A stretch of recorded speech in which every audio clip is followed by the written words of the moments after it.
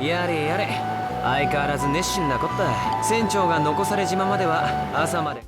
Nihon Falcom's Trails series is an impressively ambitious one. Not counting enhanced ports, we're currently 12 games deep into this Goliath of a franchise, and we probably have a good chunk more left to go. But with long-running interconnected series like this, newcomers gradually become less and less likely to try them out. I don't really ever blame anyone who decides that a dozen-game-long overarching narrative is too much to keep up with. It's an unimaginable time sink. Honestly, if I wasn't lucky enough to start Trails back when the first title was initially localized, I'm not sure if I would have had it in me to catch up. But there are forgotten and overlooked trails that are more approachable. Seen in The Legend of Nayuta Boundless Trails. This disconnected spin-off features a new protagonist, cast, and setting for a standalone adventure. Of course, it's always possible that when Trails endgame releases, we'll see the Nayuta protagonist appear with Adol Kristen as they team up with the Trails cast to defeat Toshihiro Kondo himself. Still, at least for now, the entry is disconnected from the rest of the games. As an additional vital note, we were given a code of this title's Japanese PC build, worked on by NIS America and Durante's team PH3 Games, boasting stellar optimization and performance. Before we get into the preview, we'd like to thank our Patreon supporters for making this possible. Please take a second to check out patreon.com/noisypixel to support independent game journalism.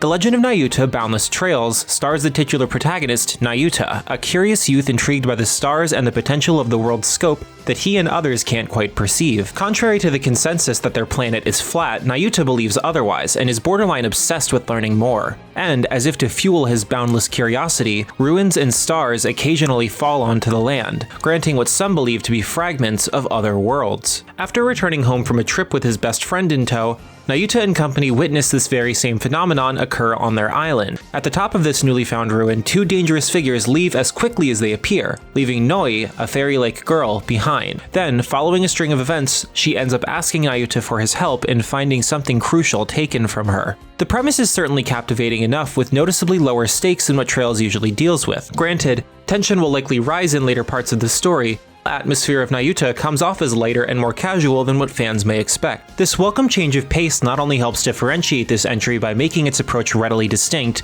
but it has the capability to reach out to new fans. In addition, the gameplay design reinforces this altered appeal, since instead of being a turn-based text-heavy adventure, Nayuta is a platforming action JRPG. Feeling like a spiritual follow-up from Falcom's less popular Zwei duology with notes from Ys, players will progress through linear stages housing unique enemies and light puzzles. From what I've played, the stages are quite compact, which makes sense given that it was initially on the PSP, so I'm sure it'll feel most at home on the Switch. Regardless, even after just a few hours of playing, I easily found myself becoming addicted. While nothing about the combat or stage design was incredibly involved or thought-provoking, there's a comforting, nostalgic joy with the simplicity here that I haven't felt from a Falcom game since their earlier works. Still, there are further layers to explore, as aside from quests and such, the stages have seasonal variations that change up their layout, offering new paths and assumedly new collectibles. With that being the case, replay value will be a crucial component that I'm pretty excited to play around with. Moreover, in that aforementioned Zwei element, cooking and food play prominent roles in character healing and enhancement. For being a smaller scale adventure, Falcom's usual dense gameplay content is present. The Legend of Nayuta Boundless Trails has all the makings of a simultaneously quaint and grand adventure, offering something new to Falcom fans and newcomers.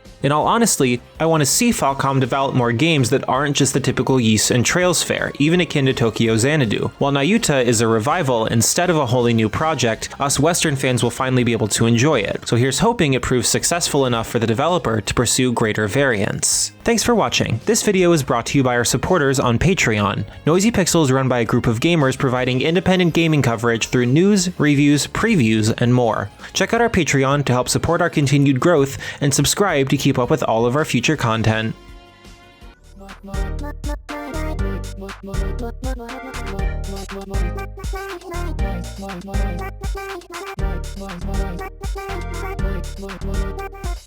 Noisy Pixel.